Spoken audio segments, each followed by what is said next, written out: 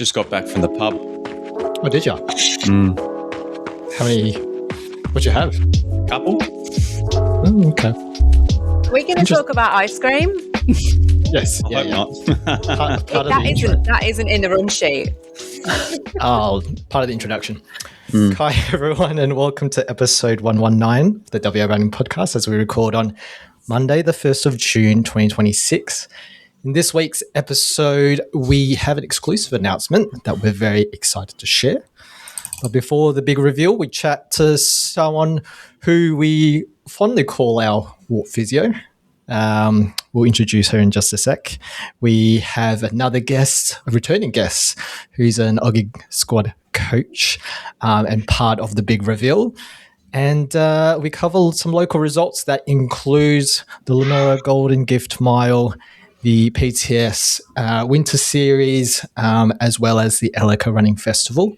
And we finished the episode with Weapons of Warp. There's a couple of us to introduce, so we'll start with the top left of my screen. Her name is Ella Eastor. She's front runner's physio and Warp's favourite physio. Welcome back to the WA Running Podcast, Ella. Thanks for having me back. How's things going? Very good. I'm balancing a bit of extra study load at the moment. We've got an exam coming up on Thursday. So I just said to Simon before the recording started, I've got my notes sitting there and I'm hoping they diffuse via osmosis. So adding that into my big training load and training week. I mean, squeeze a bit of study, while we record this episode. It's all good. Thank you for coming on. On the top right of my screen is someone who on Friday night partaked in a race in himself. He called himself 16 scoops. He went down to 12, and I think we landed with 8. Chris, the metronome Shaw, how are you, mate? I'm good, mate. I'm still disappointed that we went to Hungry Jack's instead of McDonald's, but it was by proximity and convenience that we chose the location, and therefore I had to suffer through some rather large servings of ice cream and really having 7 or 8 men stand around and watch me eat ice cream outside of Vincent Street Hungry Jack's is definitely an experience I'll remember for the rest of my life. We'll go through the race recap in your training weeks. And then the bottom left of my screen, Sabrina, welcome back to the WA Running Podcast.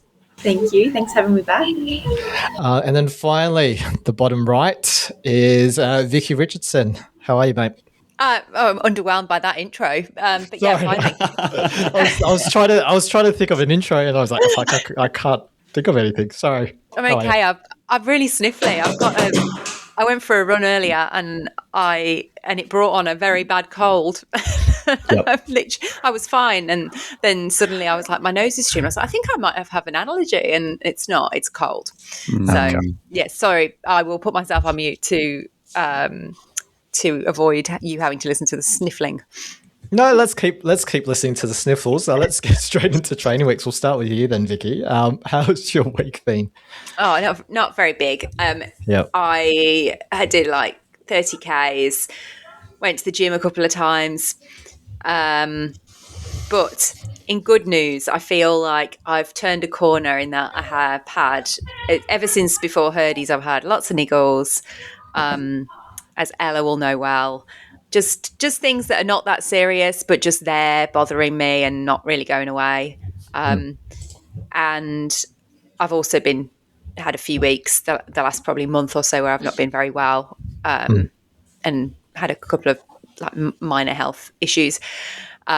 So really, really reduced my running load. And I'm pleased to say that I'm feeling really, apart from having a cold, feeling really good this last week. I have all my niggles have just disappeared. My legs feel good. My energy levels feel good.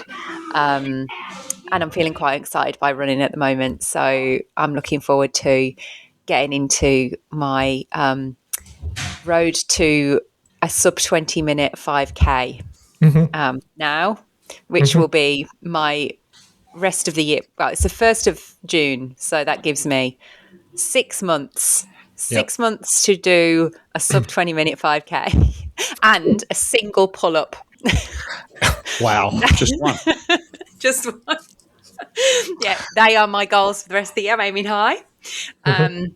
So yeah, So my sessions I didn't do any sessions last week. I did a really good run at Yellow, which felt hard, but I felt like I held the pace pretty well. And just did a couple of other easy runs, and it was nice. It was a nice week.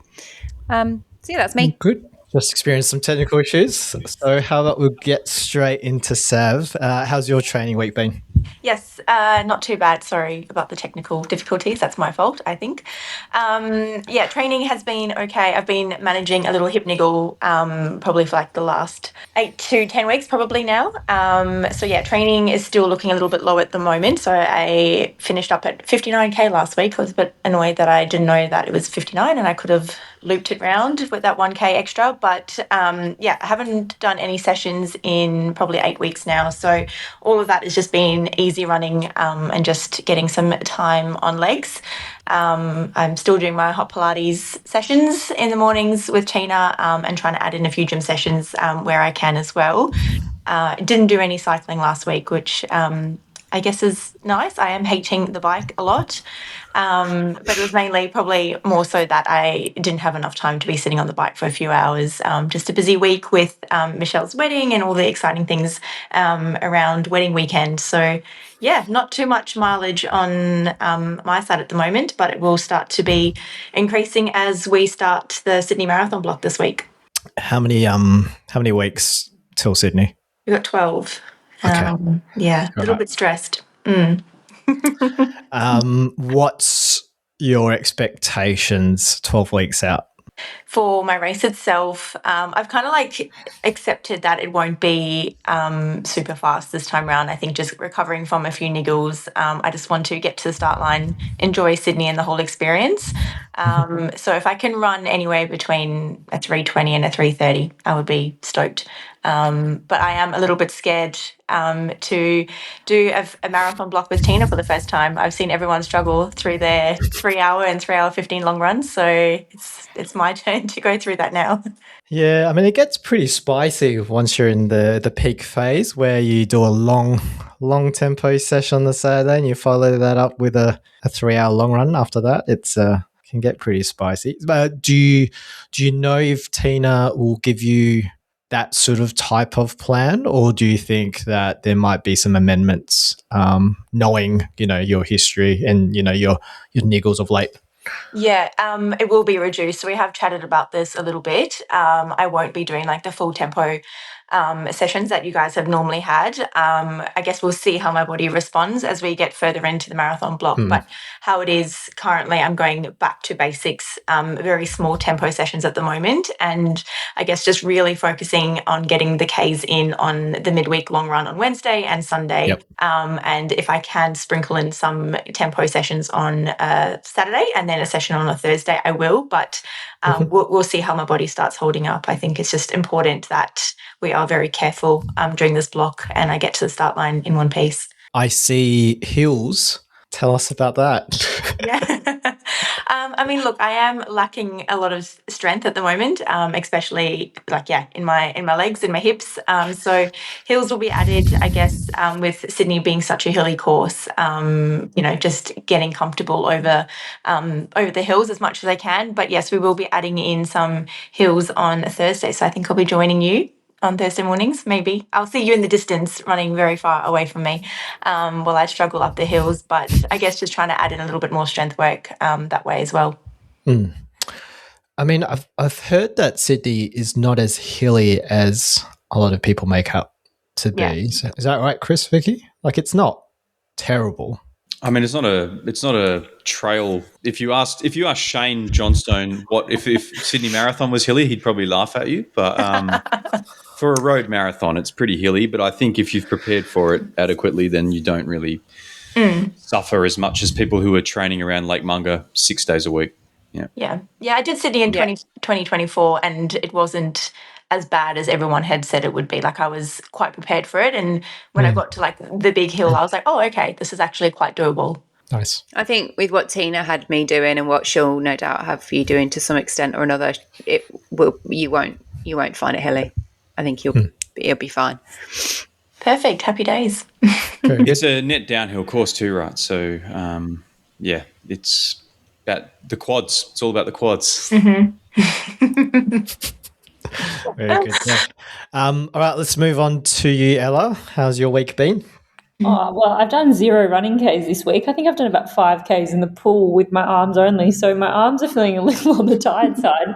Legs are actually feeling pretty good. I'm only admitting that I've got a little niggle in my ITB at the moment.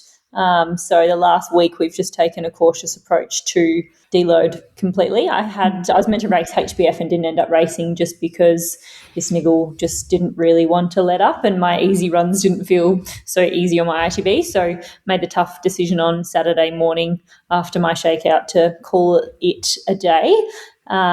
This week had a week off. Ran this morning on the treadmill on a 3% incline, and that was horrible. Felt like I hadn't run in weeks and weeks and weeks.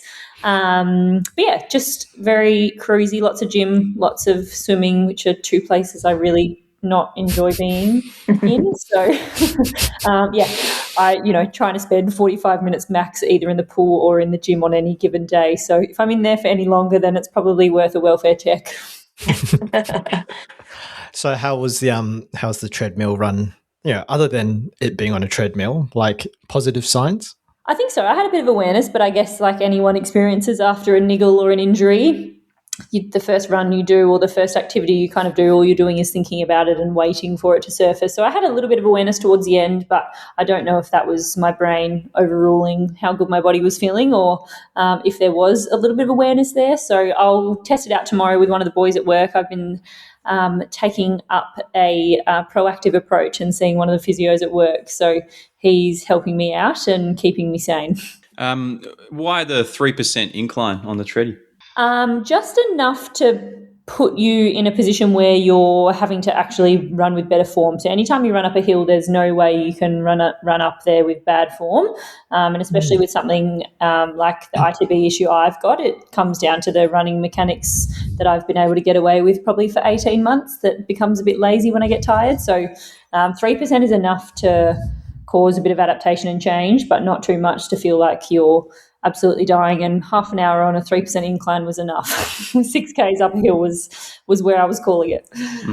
Very good. So Melbourne is the plan, the A goal race for the year. Are you having any races in between, or or is it just take it as it comes and sort of reassess as you get closer?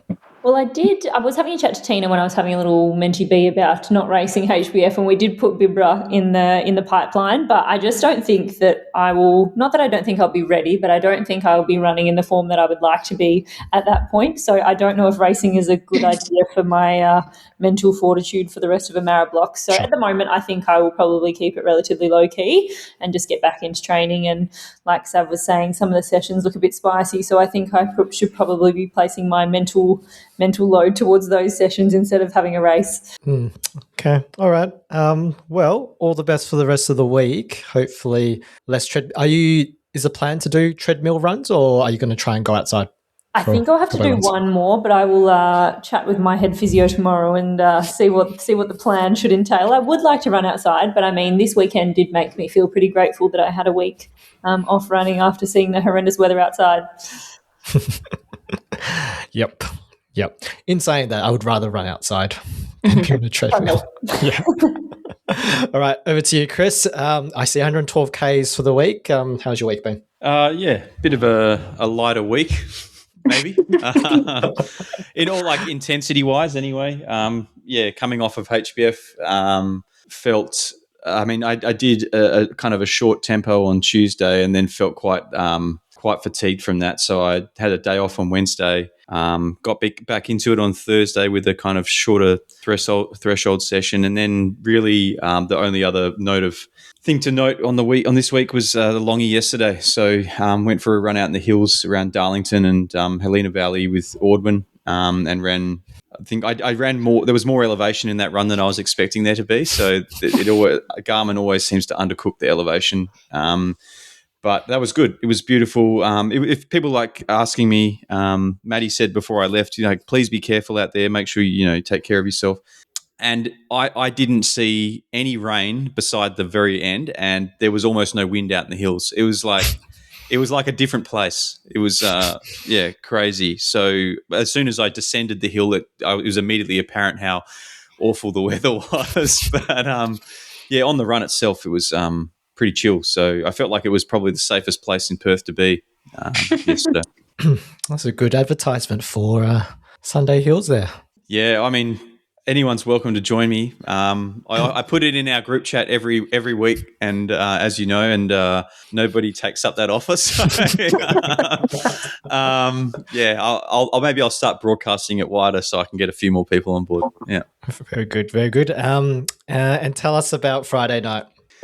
Yeah, it was great to see all of our friends. We went out and had some Vietnamese food at Ancom on Beaufort Street, and that was beautiful. I got there a little bit late, unfortunately, after work, so maybe missed the first half hour or 40 minutes. The kind of plan was to go out and kind of finally conquer these 16 cones. The initial discussions was to go further up Beaufort Street to McDonald's, knowing that McDonald's makes smaller cones than Hungry Jack's do. I don't know why that is. Maybe McDonald's are just a little bit tight-fisted, but with their pig fat. But we walked across the road to Hungry Jack's, and after seeing the first 4 cones, it was pretty apparent to me that I probably wasn't going to make it to the end. I think we agreed on 12 cones instead of 16, just to the sheer size.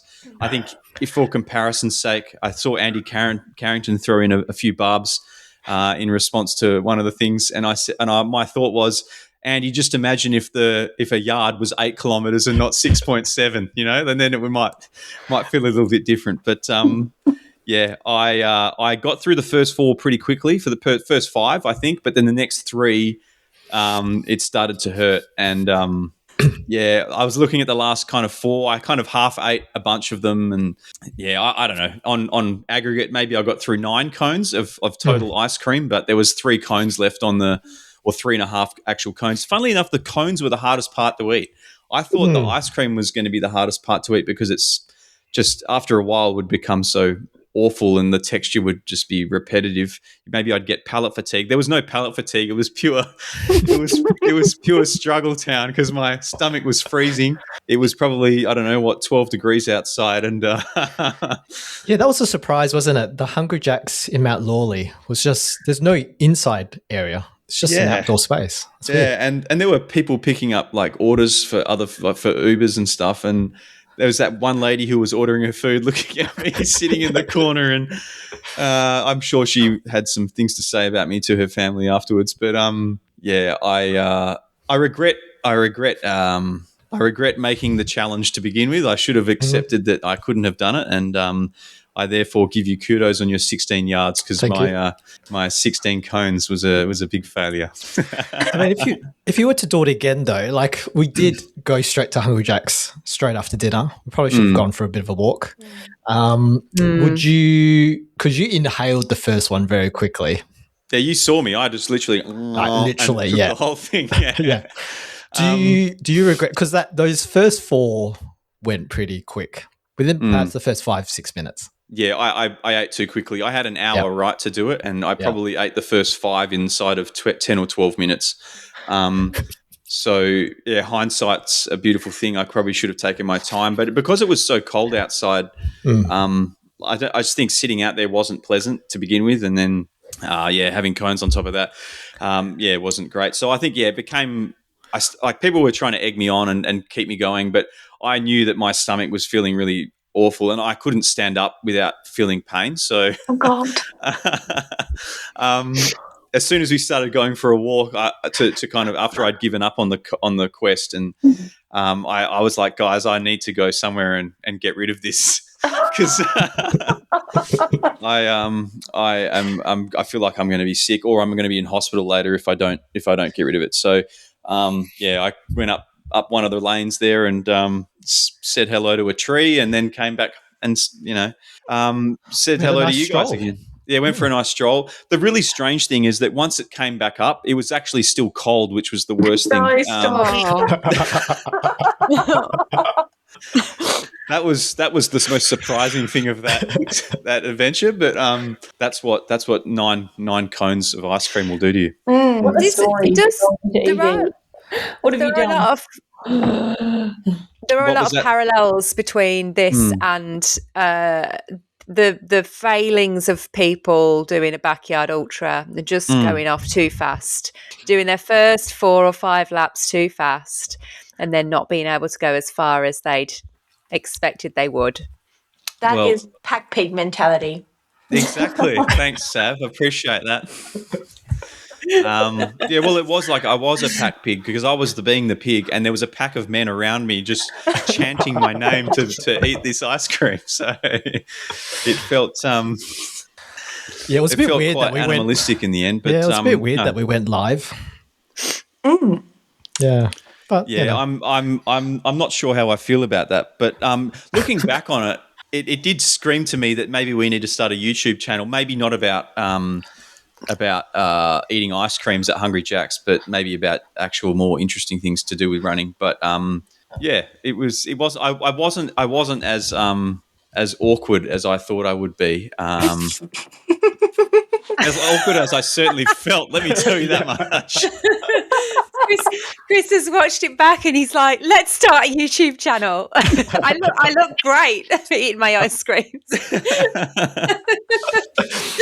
No, I was a mess. But I'm glad that episode of my life is over. Yep. No, very good. And then what's the next couple of weeks looking like for you? Back to the running.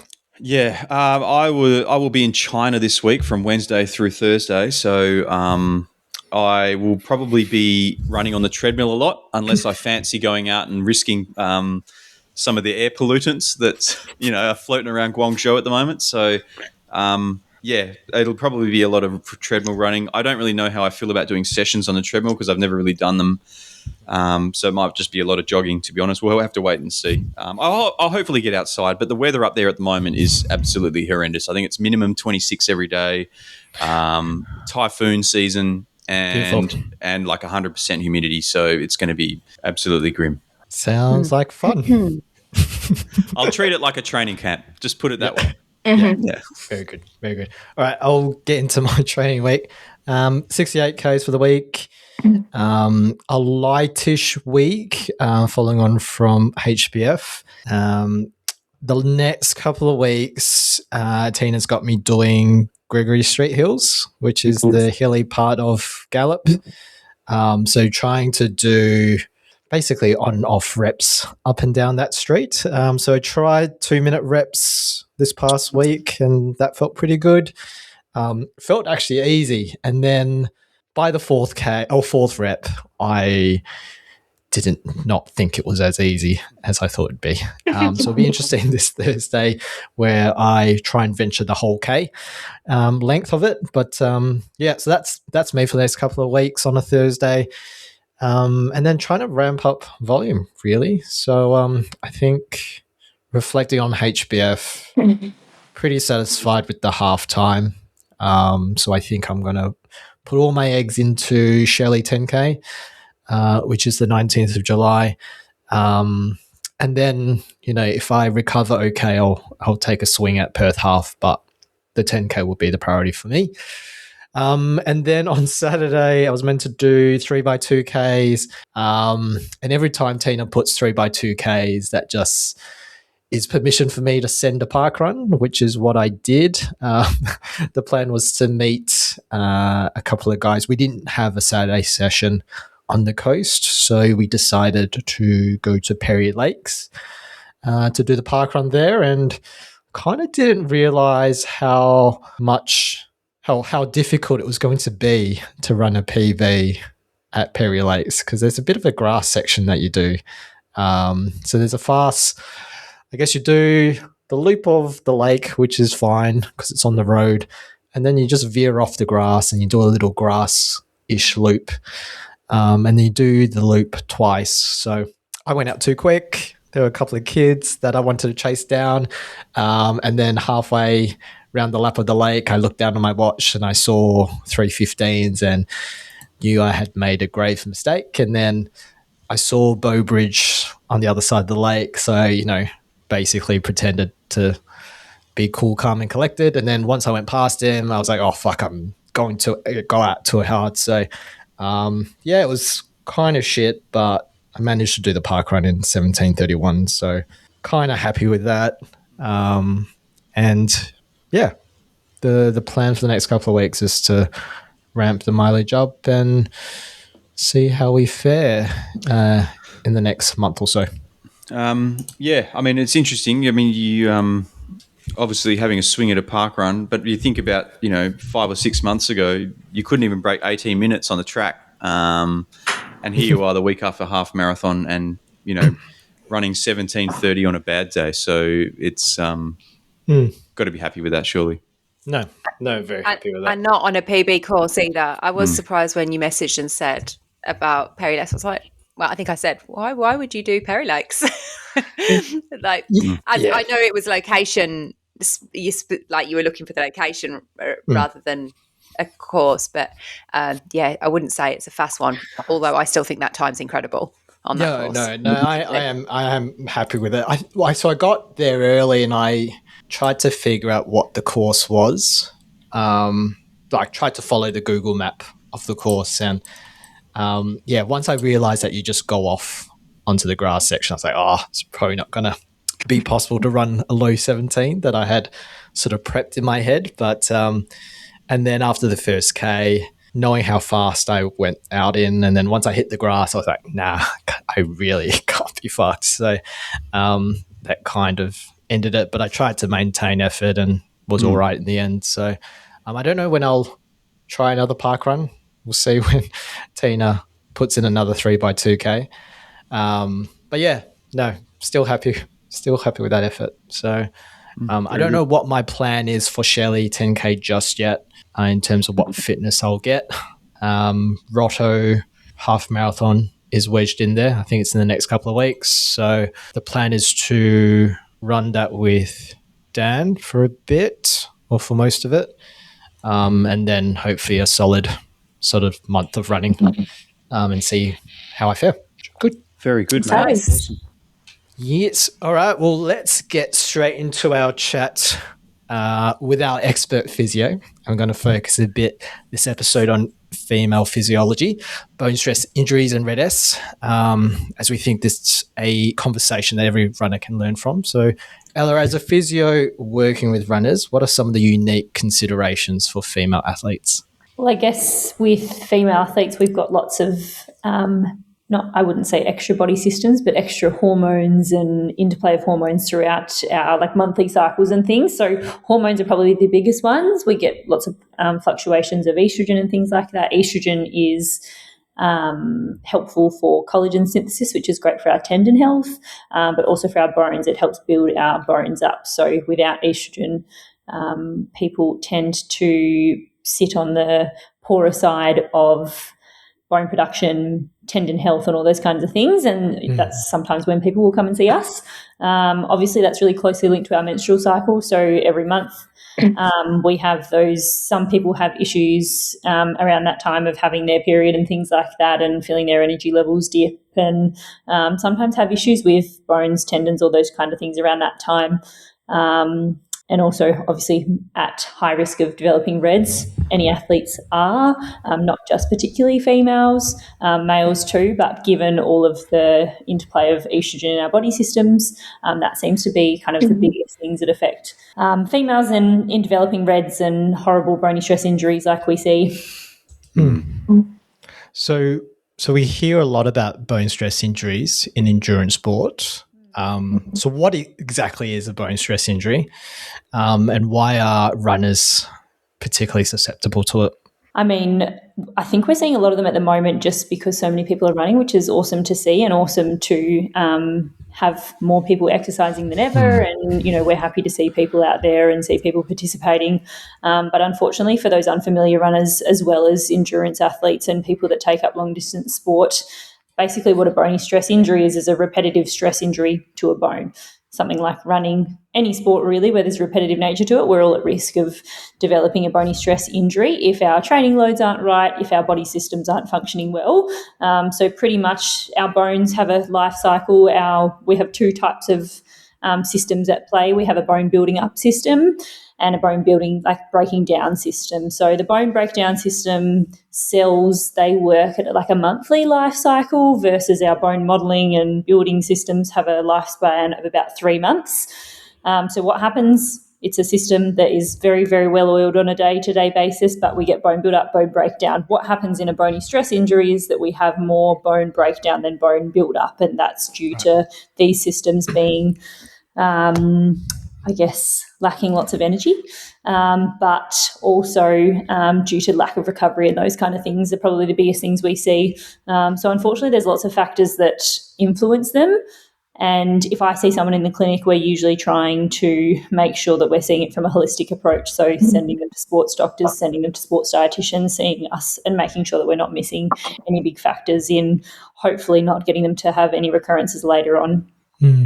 So is there really any warning signs then that we should look out for, or I guess to pick it up early? It's tricky because I think a lot of people sometimes are probably misdiagnosed, and you hear some terrible stories of people having seen people and just gone, no, it's just a sore hip or it's just a sore foot. You've been doing lots of running.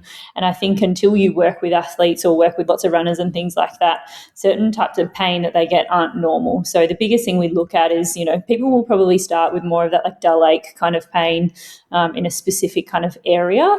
And what happens over the progression of that injury is that it probably just starts to get more and more significant. The ache starts to probably turn into a bit more of a sharp pain over the course of a run or an activity. It probably just gets worse. And then people go, hang on a second, this thing isn't getting better. Let's go see a physio. We hope at that stage they don't start developing things like night pain, which tells us that at rest, when the body system should be nice and calm, and nothing burning in the background, there probably is something lingering that needs to be looked into. And I guess that's when people come and see us usually. So unfortunately, it's probably 4 to 6 weeks down the road. And at that stage, a bone stress can be anything from what we call a grade 1, which is very low grade, usually very easily reversible, to anything from a grade 4, which can be up to a fracture. And the injury and rehab pathway for those is very, very, very different. And is there a proportion, like are females more susceptible to bone stress injuries? Yes, definitely. Yep. So I was actually looking at some research just recently. I mean, this is part of my exam on Thursday, but also knowing that we were going to chat about this on the podcast. But females are 1.8 to 2.3% more likely to get a bony stress, and that was just based on a track and field paper. So focusing on runners and things like that. So in those core cohorts, and like I said, from all those factors above, with fluctuating hormones. And there's lots of things that impact them, but that being probably a big driver of it. Poor recovery, poor nutrition, all those kind of things will always we'll delve into. But yeah, they're usually the things that kind of drive those injuries. Yeah, right. So women are more like susceptible to things like osteoporosis and stuff as well, right? So Yes. I mean that must all be tied in together with then having that. I don't know, susceptibility to something like this, which is bone related too. Totally. That comes down to the same issue when women go through menopause, perimenopause. What happens in menopause and perimenopause is your estrogen actually drops. So we go from having a lifetime full of estrogen, which is awesome for tendon, bone health, lots of our body systems. And then you go through perimenopause and menopause, and what happens is that hormone drops down significantly and doesn't build back up. So we see lots of incidences of bony issues, cardiovascular issues, multi-system issues, which is usually why we try and make sure that we're adopting that more holistic approach and making sure that we're engaging in the right services where we can to make sure our patients have better outcomes. Yeah, cool. Another term that's kind of thrown around a bit is RED-S, and I've kind of seen it come up a little bit and more frequently again with female athletes. For listeners who might not have heard it, what exactly is RED-S? So RED-S is actually an acronym, and it stands for Relative Energy Deficiency in Sport Syndrome. It was actually previously known as the female triad, so female athlete triad, but there were lots of issues obviously surrounding that, as REDS doesn't just affect females.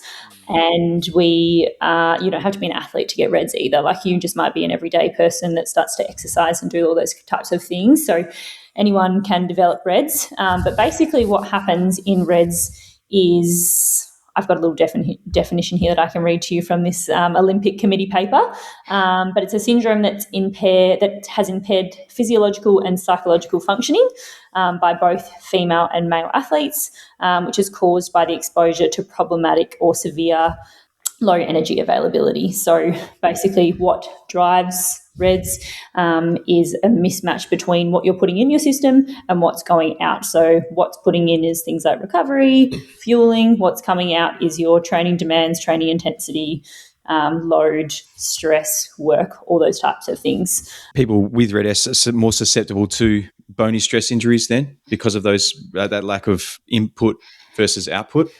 Basically what happens is our body, when it's put under stress, and particularly in signs where we're not getting enough energy, is the body is very smart and we have a great compensation system kind of all over.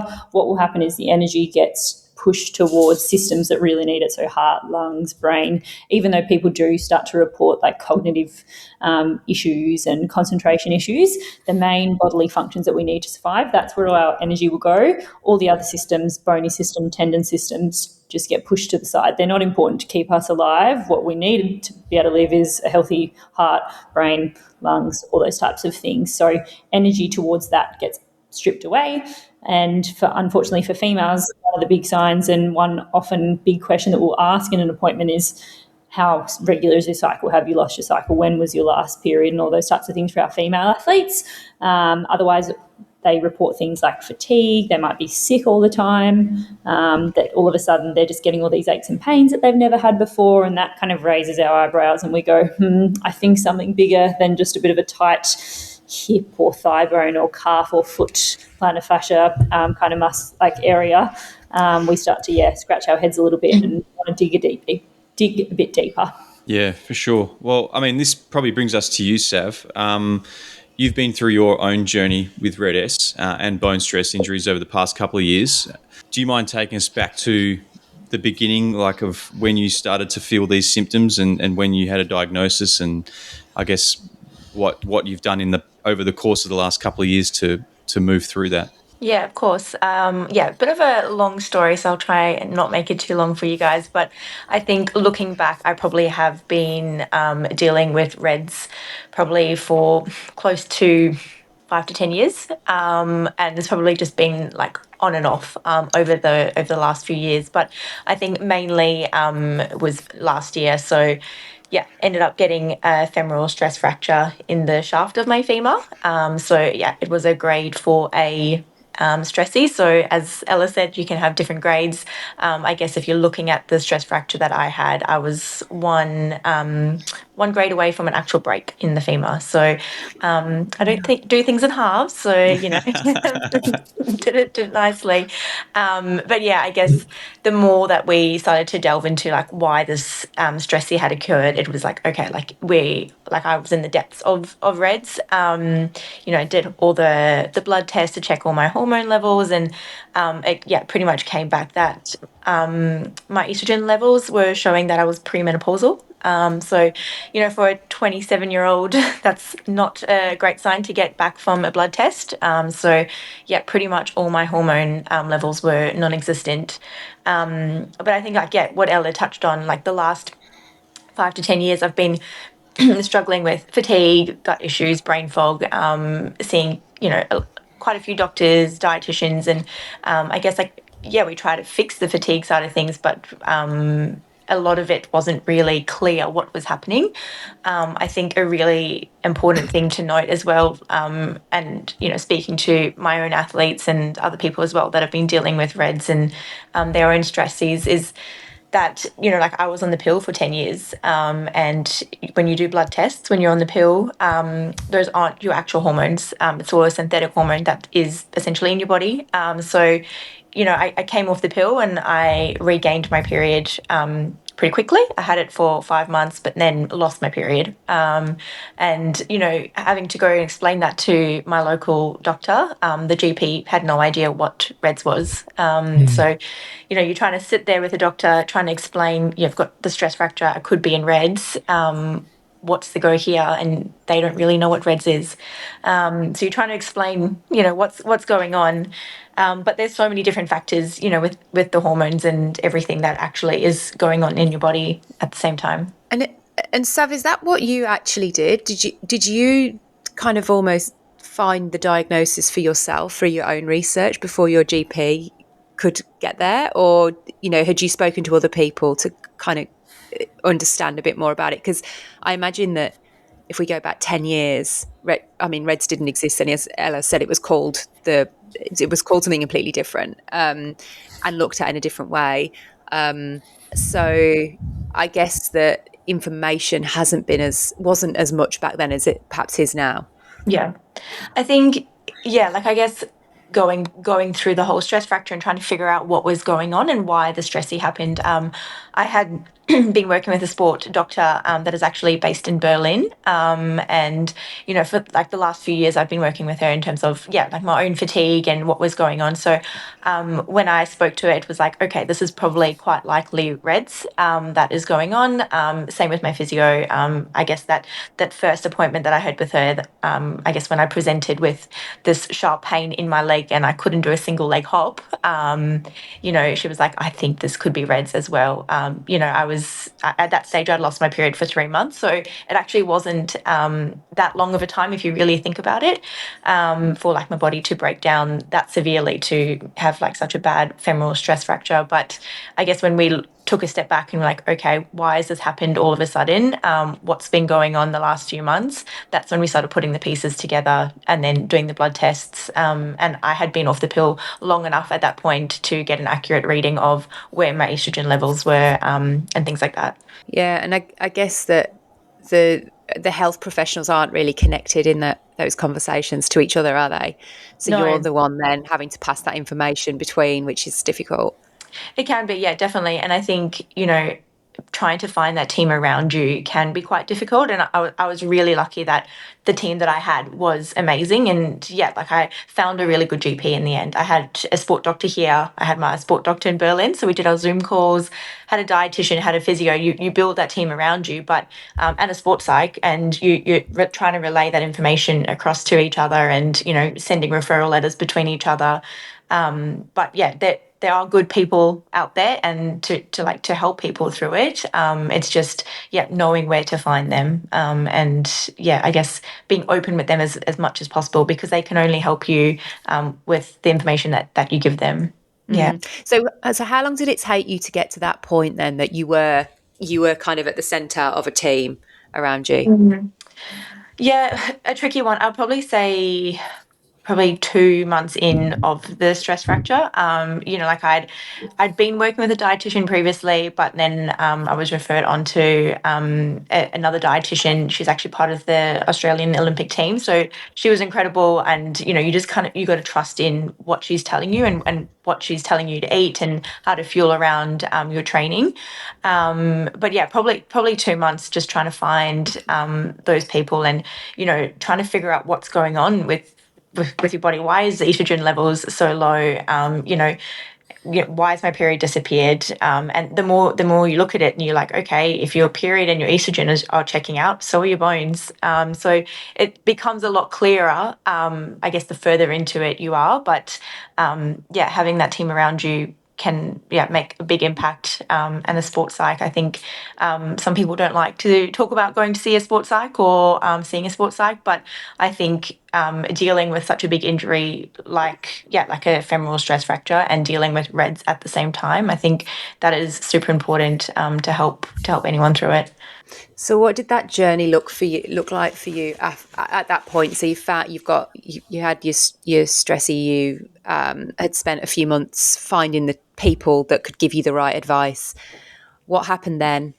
Yeah, so I was put on crutches, the day that I found out, and was pretty much told you are on crutches for 11 weeks, and we'll do another MRI after that and see how things are going. Of those 11 weeks, I was not allowed to do anything for 7 weeks until I could get into the pool. So I pretty much did a lot of core exercises and up body. I grew some really strong arms. And I guess when I could get into the pool at the 7-week mark. I could only swim with a pool boy. So that was horrible. It was the middle of winter. It was 5:30 in the morning. Rocking up at the swimming pool was nothing fun about that. And, I'm crutching to the pool to get into the pool. Yeah, it was a tough experience. And then, you're trying to count down the weeks until you see the sport doctor next. And you're like, okay, I've got 3 more weeks, and then I get a check-in, and then maybe I can come off crutches. And it was a struggle. And I guess because of where the stress fracture was, I couldn't actually cycle at the time because I couldn't put that pressure through my femur. But then, when I finally got that, I guess that second MRI that cleared, that I was okay to I guess start my return to run.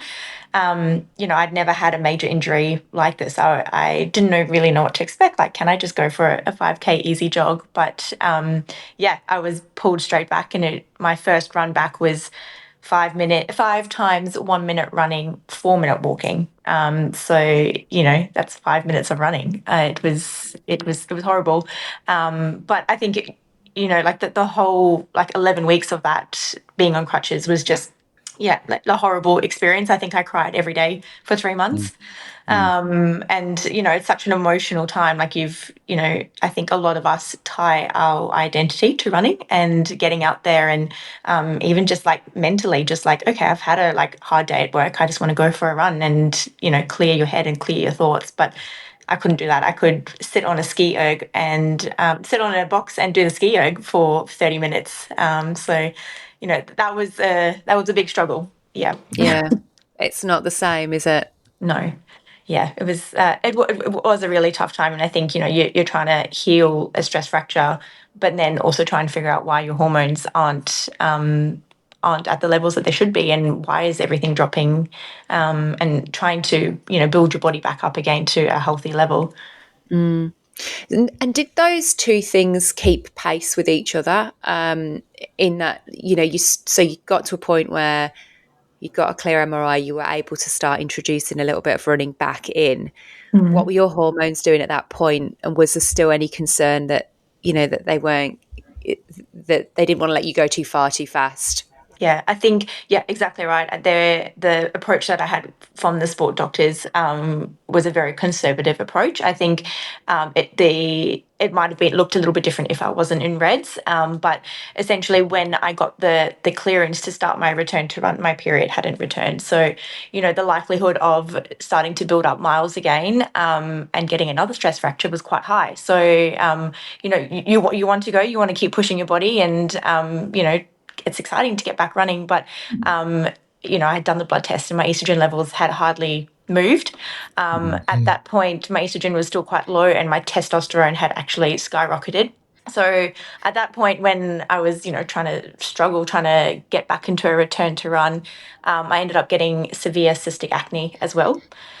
So, you're dealing with an internal injury, and now everything that is struggling internally in your body is actually coming out and showing all over my face, my back. I think a lot of people don't realize that is all linked. But that was a huge struggle. So then you're going back to the doctors. Now you're being referred to a dermatologist, and you're trying to explain to the dermatologist, I've got reds, and you're trying to paint the whole picture for them. So it has taken a long time for my hormones to settle, and working with a dietitian in terms of fueling around my training, not only for recovery and performance, but fueling for my hormones as well when they need the fuel as much. It was a very, very long journey.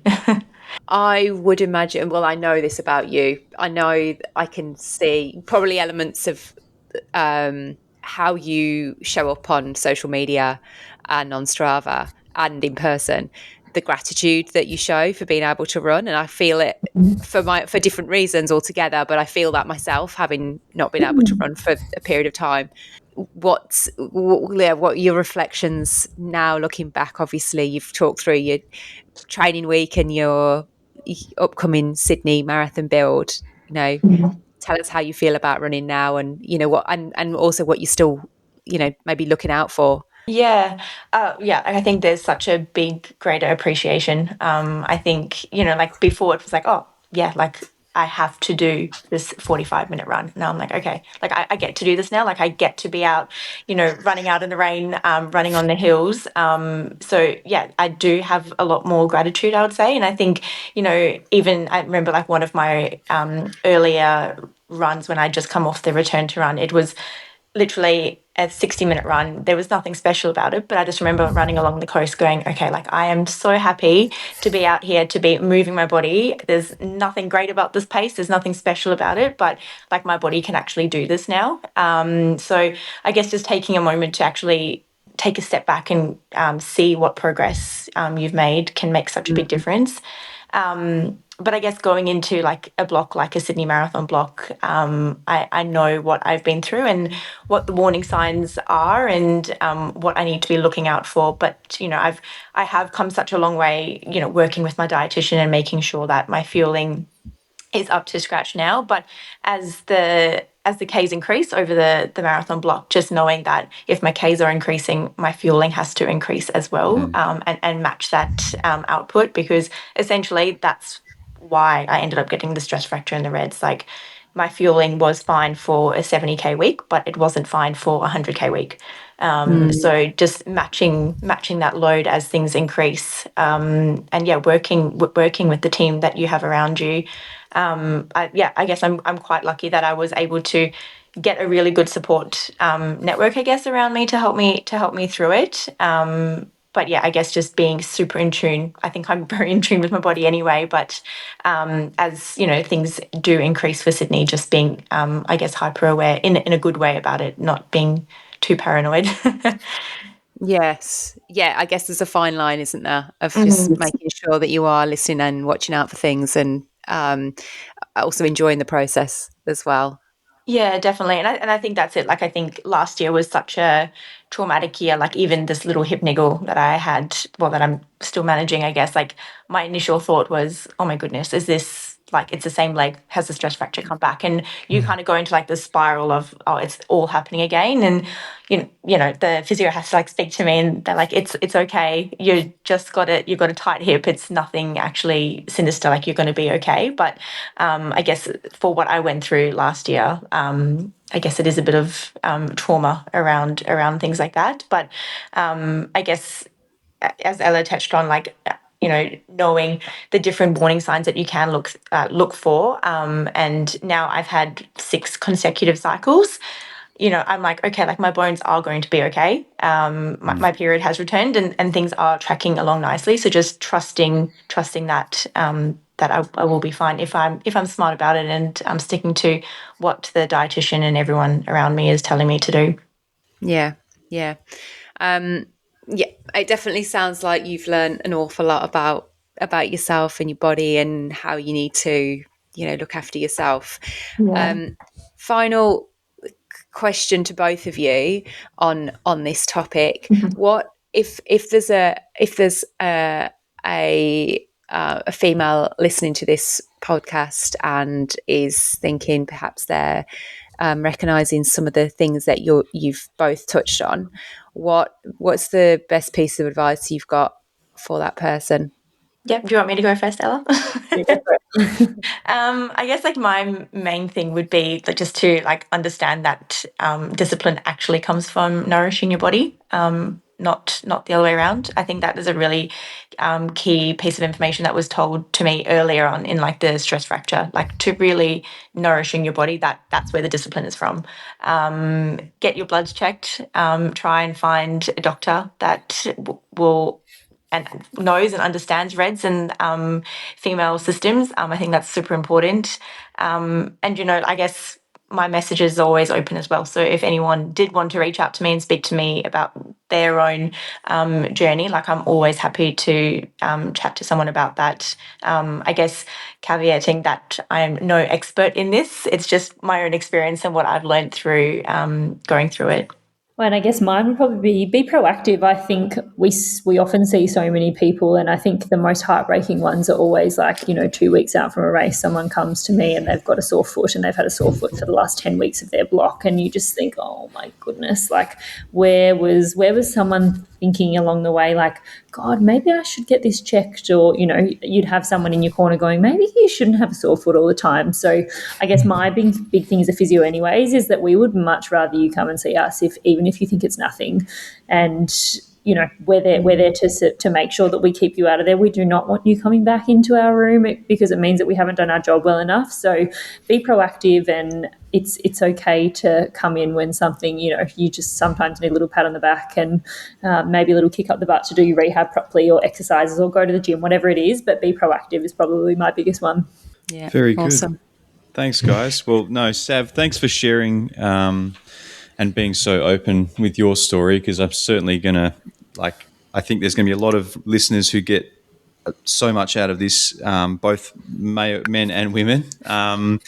It's important for blokes to realise that there's things that are affecting women running that men certainly, I mean, yes, men can suffer from REDS, but I think, you know, obviously the stuff you're talking about with hormonal issues and things like that certainly adds a whole level of complexity. Thanks, Ella, for you know, adding your layers to your input and your insight professionally, which is always pleasure to hear. But I mean, things like this are really important to talk about. And, you know, I think there are a lot of other things in running that women struggle with, and that, you know, is you know, women feeling supported and you know, safe when they're out running, whether it be in the evening or even at a running event.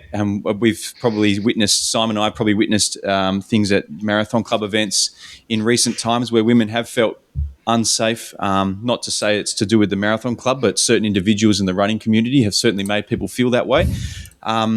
Now, I wanted to transition this somehow into what we're talking about next, which is a massive reveal. And Vicky and Sav have some very exciting news to share, and it's centered wholly and solely around women and running. I'll let you guys run with it. Seamless segue. You know, it's like I wrote it myself.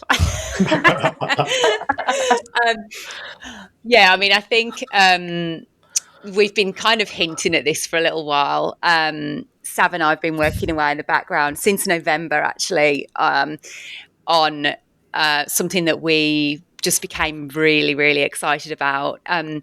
We were inspired by an East Coast podcast and run club, Cheeky Run Club. They announced that they were going to start a track series for females, and we thought, oh, they're not going to be coming to Perth anytime soon, and why should women in Perth miss out on having an opportunity to do something that may feel otherwise intimidating?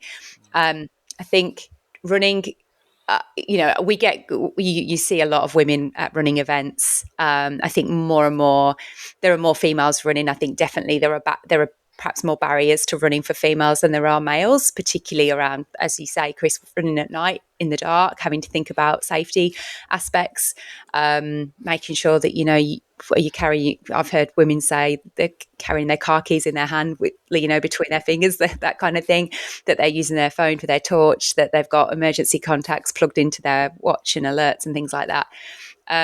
So there's obviously lots of aspects of women's running that, you know, are perhaps a little bit more challenging. But we thought that running on the track particularly, you know, there is this kind of well-known or known drop-off where once you get past juniors on the track, you see fewer and fewer females showing up on the start line. And we just thought, what a great thing to do to give females in Perth or in WA the opportunity to go and run an environment where they feel that it's exclusively for them. It is inclusive, it is community participation focused. So it's not about, you know, purely focusing on who's going to win the race. It's more about having something for everyone to take part in. And so we put out a survey one weekend in November and just said, you know, asked about 10 questions, like, would this be something you're interested in? And we got over 100 responses pretty much within 24, 48 hours. And pretty much all of the responses were like, absolutely, we would love, this is amazing, this is exactly what we want to do. You know, we got an overwhelming response. And so we spent our Sunday writing a business plan. And then by Sunday night, we had a social account, we had an Instagram page, and we had a load of followers, and we were like, oh, okay, well, we seem to be doing this then. Now that was November, and now we're in June, and it's taken a lot longer than we had anticipated. But yeah, we just feel really, really, really passionate about bringing something to the female running community in Perth that is exclusively for them. It's a safe, welcoming environment where everyone can have a go at running on the track.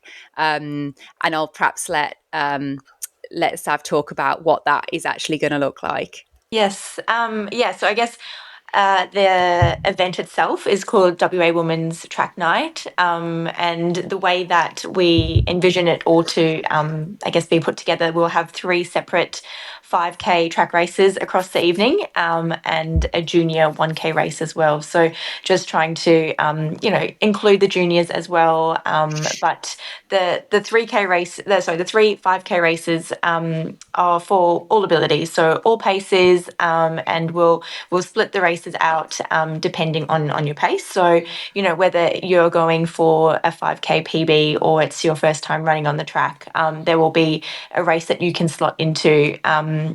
I think Vicky and I's vision is very strong. You've got 2 marketing ladies working together, and we have a very strong vision of what we want and what we want the event to look like and feel like. So I guess our thing is we're not just creating a race, we're creating a whole experience. So our aim is to bring people down to the track to compete and to get involved in the 5K races, but encouraging their families to come down, bring their friends, bring their children down and support them and get involved across the evening, and just make it a really wholesome community event. So the event is planned to be a twilight event under the lights of the track, which is really exciting. I guess most people don't get the opportunity to race at night, especially at the track. And I guess the big reveal that everyone is waiting for. It will be on Saturday, the 24th of October. So mark your calendars. You've got a few months to train for the race, and registrations will be opening shortly, so everyone can get their registrations in and get training. But yeah, we are super excited. I think Vicky and I are super passionate about this, and I guess just empowering women to come down to the track and getting involved in the sport as much as they can and as much as they want. I guess in terms of the event itself, we are still finalising a few of the finer details, but we'll have podium presentations, we'll have on-the-spot prizes, some little goodie bags as well at the end. We've got some awesome partners already on board, and we just want every participant to be celebrated regardless of where they finish. So yeah, as I said, if you are aiming for a PB, that is amazing, but if you're aiming for your first 5K ever, that's incredible as well. So we just want to make a really supportive environment there for everyone. Excellent. So Saturday, the 24th of October at WA Athletic Stadium. What would success look like for the first event? That we sell out. That we sell out, which I'm confident we will do, because Sav and I, we're already hustling like crazy for this thing. So it's I think we want to put on an event that we've set this up as a not-for-profit. We expect to deliver a cost-neutral event with any investment from partners and sponsors or funding that we get going into participant experience. So what I would love to see is that people bring at least one person with them, ideally more, and that they come for their own race and they come for the entire event and they stay right until the end, and everyone gets cheered on by everybody else that's participating and supporting there, and that it feels like a bit of a festival. So that's what I would love for it to be, and then I suppose beyond that, that it becomes a regular event on the calendar. I was telling my daughter about this this evening before the record. So she's got one specific question to ask you guys. Will there be food trucks? Yes. Pizza. And will there be ice cream? Yes, we can make ice cream happen. As long as Chris is not there eating all the ice cream, we can make it happen. I'll be there, but I won't be eating the ice cream, and I can promise that. I'm not sure Chris is ever going to eat ice cream again. It's going to be a while. Yeah. Very good. Very good. We've got some awesome brands that have jumped on board to support. So we're hoping that we can really activate and bring the track to life with cheer squads, with things to do outside of the actual running. We've got some really cool stuff planned. So we won't give it all away now, but there is lots more to come on this. Beautiful. As Vicky said, we want it to be more of like a festival, not just a once-off race. Yeah, we've got lots of exciting things planned. So how do people follow along in terms of updates and when registrations are open? Like, what's the best way to follow along? Yeah, so you can follow us on Instagram at WA_women's_track. Again. Simon will put that in the show notes. Thank you. Sure. All the updates will be on there, and then we'll be launching on when you can register and I guess get all the information for the event itself. We'll be continuing to share all the updates, all the event updates, entry information, all the partner announcements, the behind the scenes progress that Vicky and I are going through. There's only the two of us, so bear with us as we try and navigate our way through starting a event from the ground up. Beautiful. Excellent. Yeah, very exciting. I mean, it comes at a perfect time of the year too, right? I mean, people have just trained for Sydney, Melbourne, Perth. They've got 3 weeks to recover and they can go and run a track exclusively aimed at women, which is an incredible opportunity. What a time. It's like we looked at the calendar and we were like, that is a perfect date for it. Who would have thought? It literally ticks all the boxes. Yeah. It's going to be great. Yeah.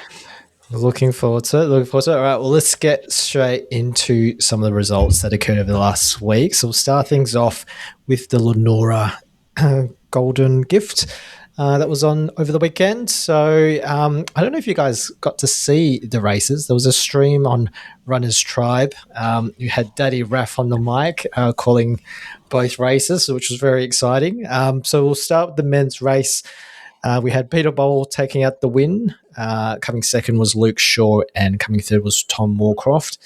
Looking at the race, I think Max Shervo was leading for most of that race, and Peter Bowl kind of just sat and kicked right at the end to take the win. So he got the job done there. And then in the women's race, coming first was Clara Dess, coming second was Natalie Rule, and coming third was Maddie Luscombe. I think Natalie Rule was leading for most of that race, and Dess came from behind and took out the win there. So that was the Lenora Golden Gift. I think the winners get $13,000 and a nugget. Shit, yeah. So, very nice. Wish I was a miler. Yeah. Wish I was good at running. I wish I was 20 years younger. Yeah. And taller. All right, we'll move on to the Elleker Running Festival, Chris. Yeah. So, unfortunately, still waiting on a couple of results for the 5K and the 10K from Carl there, but I'm sure we'll get onto that in a future episode with Carl. To catch up on how the event went and how things are looking for 2027.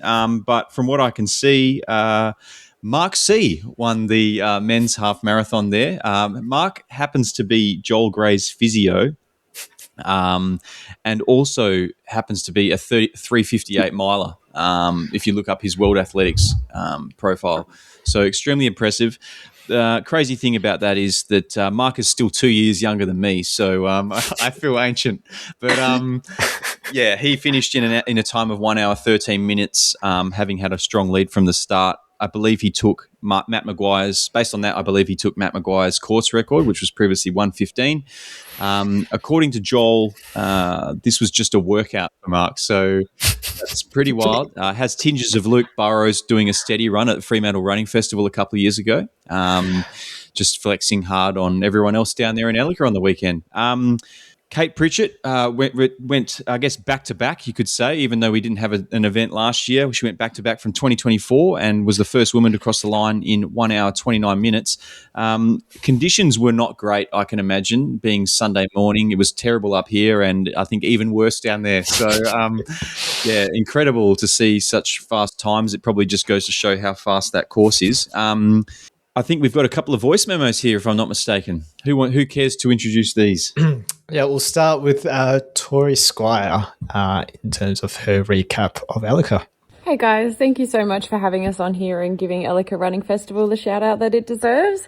We had an absolutely fantastic event. Despite what was predicted, we had sunny skies and no rain. Yes, we did have the howling northerly winds, but we're pretty tough down here, so it didn't deter anyone. We had record numbers in the 10K and good numbers in the half marathon and the 1 and the 2 kilometre kids dash, which we were just thrilled with the success of the event, considering we only had 6 weeks from everyone finding out it was on again, entries opening to race day. So it was just so fantastic to see the community really, really back and fight for the event to come back and support it. So it was just a really successful day. I don't think I saw a single person that didn't have a grin from ear to ear. We really missed out on it last year, so it was so great to have it back. And hopefully it creates some momentum to continue fighting for it for the future. June long weekend in Albany. It is a beautiful time of the year to be there and a beautiful time to be running. The course is a PB course through and through. It is very flat, very picturesque, and there's just the one hill, but it would be no taller than anything you find on the Bridges Loop up in Perth. So a great course and a fantastic committee and community to welcome you into the finish line. You do get a cup of soup at the finish line. It really is such a great event, and we're just so happy to have it back, and hopefully it creates some momentum to get some events back down in Albany. We used to have quite the calendar, and Elleker is the last one, unfortunately, besides Parkrun. So hopefully it kickstarts us back to having some more events. So yeah, June long weekend next year. Keep it in your calendar and come down and get a PB with us. Thank you, Tori. And I think we've got Willow Tonkin with another voice memo. Hi guys, it's Willow here. Firstly, I just wanted to say how amazing it was to have the Elleker Half Marathon back on the calendar this year. Last year's event was cancelled because of lack of volunteers and funding, so just being able to line up at the start of this year, it felt so special.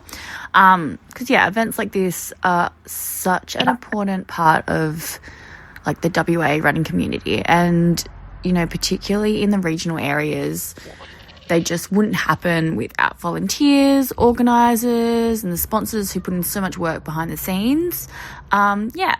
So get into the course. It's actually pretty flat with really like only one notable hill kind of towards the finish, which you have to tackle twice because it's a 2-lap course.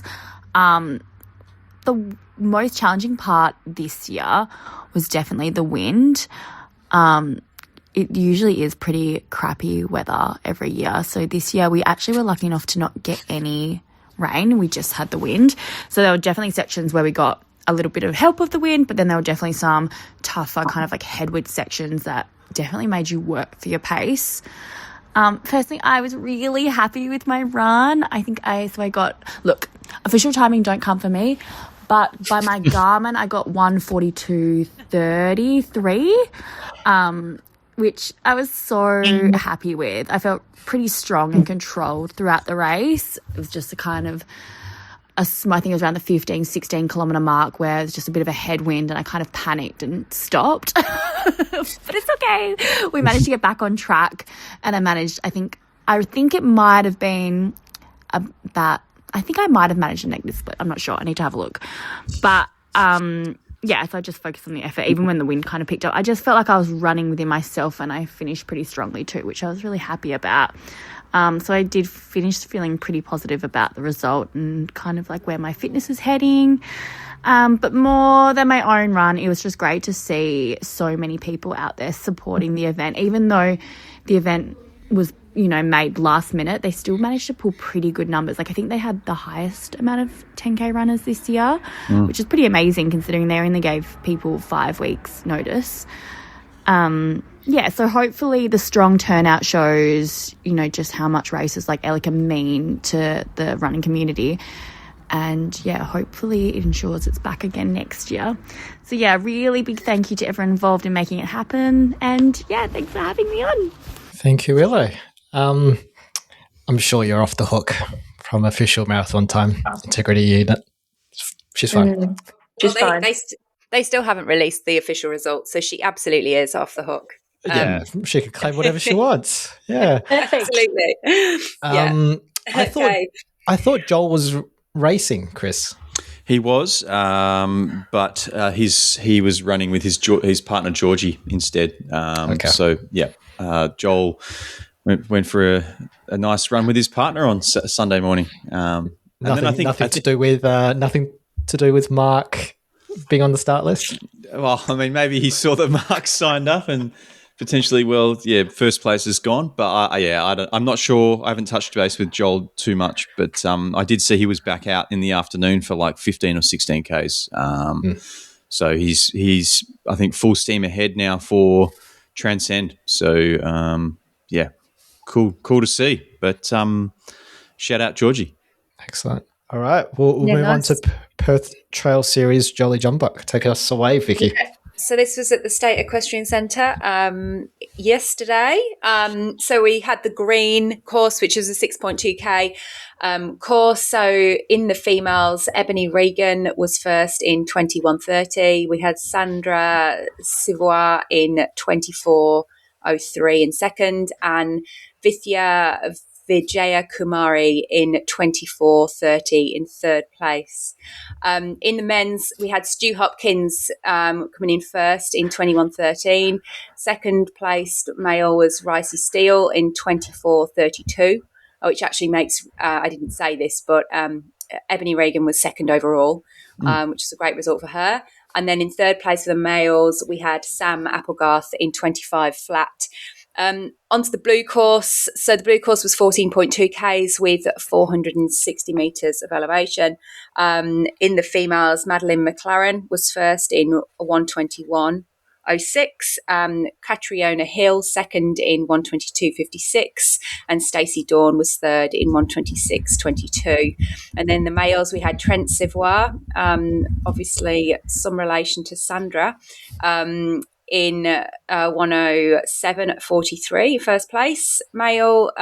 Peter Stepan was second in 1:09:45, and Graham Bamber was third in 1:10:19. And then for the black course, which was 542 metres of elevation, Sarah Guilfoy. How am I messing this name up after that? Guilfoy was first in 1:56:47. Sorry, Sarah. Petra Georgian was second in 2 hours and 10 seconds, and third was Jamie Stevens in 2:07:05. And then in the males, Connor Dale was first in 1:44:42. We had Gus Curry in second in 1:47:06, and Zach Thomas was third in 1:49:32. And that was the PTS Jolly Jumbuck. Very good. All right. Upcoming events, Chris. Yeah, let's go. We've got Cape to Cape Ultra Marathon, which runs this weekend on the 6th and 7th of June. Following weekend, we've got Kununurra Half Marathon and Rottnest Running Festival. The weekend after that, the 20th of June, we've got Ultra Perth on the Saturday, and then PTS Snakes and Ladders on the Sunday. Then on the 27th of June, we have the Red Dirt Backyard Ultra up in Karratha. And then King of the Mountain on the 28th of June. You'll see me there. And then on the 29th, so we've got Braveheart's 777 marathons. Is that 7 marathons in 7 days or something like that, to that effect? We've got Monday, the Perth leg down at Burswood Park. That, remember from memory, that course is like a tight 6K loop or something from memory. So I'm sure there'll be a few people down there. And then Bibra Lakes Running Works Festival on the Sunday, the 5th of July. The best tarmac in Perth, I'm calling it. The The Valencia of the southern suburbs, No. next to Adventure World. Yeah, look, if it wasn't winter, you could run a half marathon PB in the morning, and then you could take your kids to Adventure World after that. So, unfortunately, you can't do the second part this time of year, but a kid can dream. Vicky's shaking her head. I am not. I'm sorry, unpopular opinion, but I'm not a fan of Bibra Lake. Just generally, I'm just not. I'm sorry. I've never had a good run there. I'm not going. So that leaves an entry for somebody else to take. Aren't you all lucky? Simon, here you have to insert sad Chris Lark noises, okay? Yeah. Sorry, Chris. Meow, meow, meow. Okay. All right, on to Vicky's verbalizations then. So we did touch on, I don't know whether we touched on it or not because there were some audio issues at the start. We possibly did or possibly didn't touch on the push-up challenge. I know this isn't running, but it's a great way to do a bit of strength work. So, and we all need a bit more strength work in our lives. I am taking part, and I think the rest of us, or at least Simon, Chris, I am. Are you in? Yeah. I'm going to have to do a large proportion of these push-ups on a plane in the next few days. So. That's fine. Do you know what? That's fine because Nancy Shaw is doing Cape to Cape and is taking part and is doing her push-ups. Holy shit. Around 100 miler. So if she can do that, you can do them on a plane. Yeah, harden up me. This could be the start of your YouTube channel as well. Yeah. Man gets arrested on plane on the way to China doing push-ups. So the push-up challenge, for those that don't know, starts this Wednesday, the 3rd of June.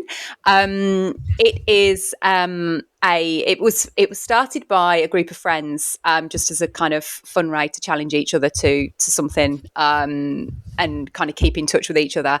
And then they turned it into a fundraiser for mental health and suicide prevention.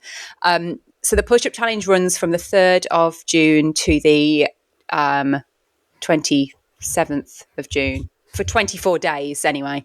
It's 24 days, 3,307 push-ups during that 24 days. And that's to represent the lives lost to suicide in Australia in 2024. I would ideally like to not be doing 3,307 push-ups next year in this challenge. So I think that's a great reason to raise awareness and raise money to support mental health and suicide prevention, because if we can bring that number down a bit, then that would be awesome. So we do have a Warp team that Simon has posted on our stories in the last couple of days, and I'm sure that we can add the link to our show notes. It's going to be a challenge because I am nowhere near the amount of push-ups that I need to be doing that amount in. But so we're going to see how it goes. But if you don't want to do push-ups, if you've got a bad shoulder, if there's a reason why you can't do the amount of push-ups, you could do half the number. There's an actual kind of, you can sign up on the website and choose to do half the challenge. You could do squats, you could do lunges. I've even said to somebody at work, let's just walk for 33 minutes a day. So there's ways around it. So I think it's a great thing to jump on board with. So I am in a work team and I am in the Warp. Well, we'll be in the Warp team as well. I'll just put myself in both and just raise some awareness and support for mental health. Are you planning to try and do all the push-ups, or are you going to try and see how the body holds up? I don't know. I'm going to see how I go. But I am intending that we do some at Simon. We do some at and Chris. When are you going to China? Thursday. I won't be here for the run, unfortunately. I'll have to miss it. Well, yeah. Simon, I think we should do some at the community run on Wednesday, if only for the socials. Okay. Simon doesn't like that idea, looking at his face. Sure. We'll get Sam Hopper to do some. Yeah. Yeah. Done. Sorted. Okay. We'll see. I don't know whether I'll be able to do all the push-ups or not. But maybe just do half on my knees or something, and we'll see how much my arms hurt by day 3. I've done this for the last couple of years. I think the key is to try and start early and then break it up across the entire day. I was just about to say that. I think from a physio point of view. Yeah, don't do all 200. It's one of the days where it is like 200 push-ups or 200 and something, 208. A lot. So, the key is to start early in, batches of 5 or 10, and then you work your way through. Yeah. Jules Bennett was running with her this morning, and she said that she did it last year or a few years ago, and they did, when they were doing park run, they were stopping every kilometre and doing some push-ups and then running again and doing some more. So that was how she kind of did it in little intervals. Yeah.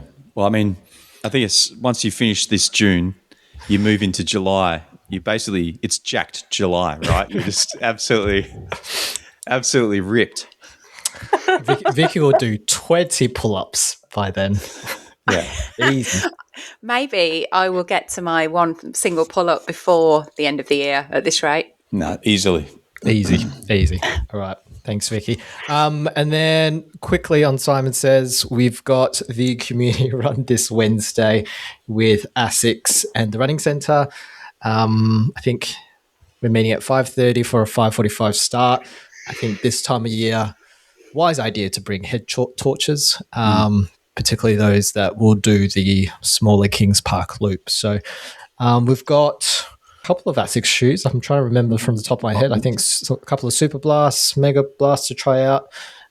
So looking forward to seeing you all there, and hopefully share a push-up or two, maybe. Definitely. Yeah. Okay. All right. Let's finish the episode with Weapons of Warp, Chris. Yeah. So we've got a few this week. Got a good representation across the board. We've got Charles Bosveld, who's an avid listener of this show. From the 21st to the 31st of May, Charles took part in the 11 Days of May challenge for TAX, which stands for This is a Conversation Starter. TAX provides free professional mental health counselling for tradies, truckies, farmers, apprentices and their loved ones via phone and text Australia-wide. Charles has had many work and family commitments during the challenge period, so he's been knocking out some speedy runs, including a 5K PB of 17:44, which is absolutely cooked, and a half marathon PB of 1:23:58. If you'd like to donate, we'll put Charles's fundraising link in our show notes. Simon, do you know how old Charles is? Just out of curiosity? No? Not sure. I'm sure he's older than us. I'm certain of that. So running 17:44 is, I need to work on my 5K. We also I should know the answer, sorry. but I don't. I'm going to go and check. Yeah. He's also got adult children. Yeah, exactly. I mean, he could have had those kids when he was 16, but True. yeah, we just never know. Possibly. We also had Jamie back. He's back again. He ran 77 kilometres around the 4 dams in Perth Hills on Saturday. It's another example of why Jamie took out our Weapon of the Year last year for his run out in South Australia. We should almost rename this segment Jamie C, Jamie Do, because it never ceases to amaze me the kinds of things this guy puts together. We had Amy Twist, a Bunbury local, and Three Waters MC, finished first place female in the Barley Hope Ultra 80K, running across. Oh, sorry. Sorry, I just choked on my own spit. She ran from north side to the south side of Bali, raising money for the Bali Children's Foundation. The event raises approximately $125,000 for the charity each year, which is incredible. So congratulations, Amy. I think this is like her 5th or 6th time maybe doing this event. So I remember her talking about it when we spoke to her, or when she spoke actually in the Inspirational Running Talk down in Bunbury ahead of the Bunbury Three Waters Running Festival. So that's awesome to see, that a success for her. And a name we've mentioned on this podcast a few times, a consistent performer, and I think someone who's in the conversation for one of the state's finest female athletes. Suzi MacMahon ran the Launceston Half over the weekend, becoming the Australian Masters champion, and now holds the WA age record for her age category with a time of 1:23:31. So incredible stuff there, Suzi.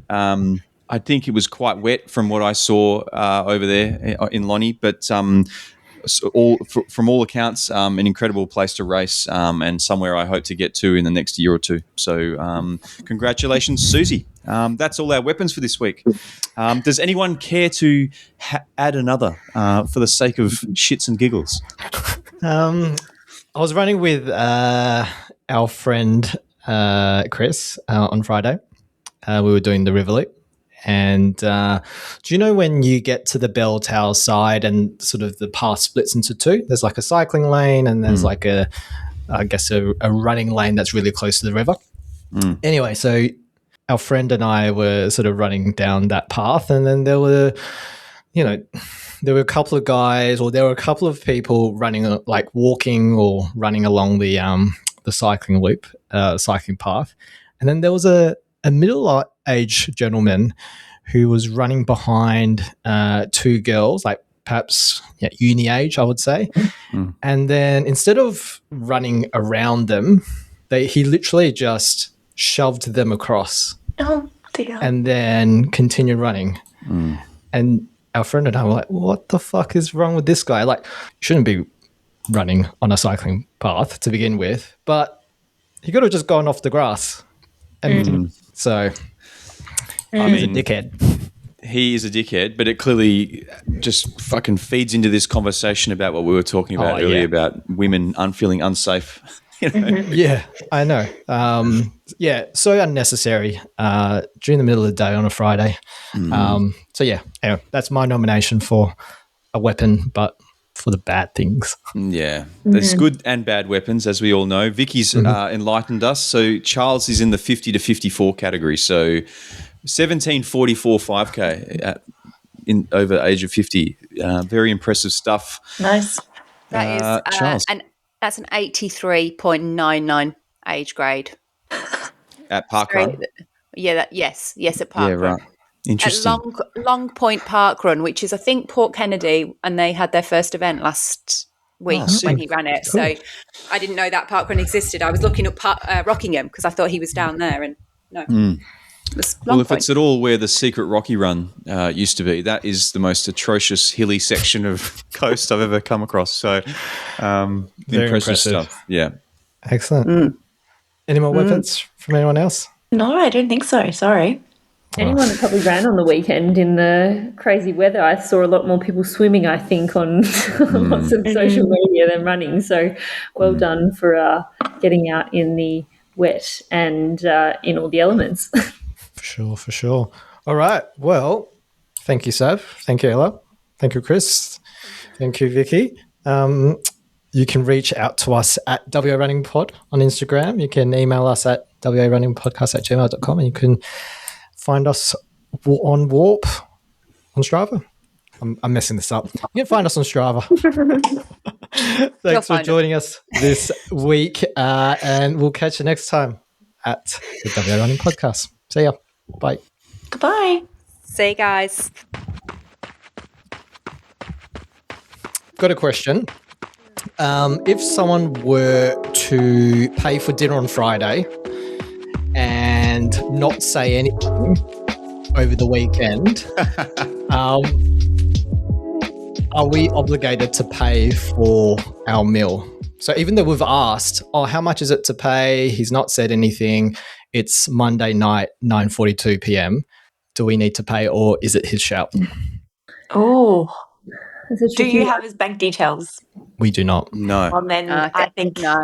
I think it's his shout. Just leave it at that. Thank you. David for dinner on Friday night.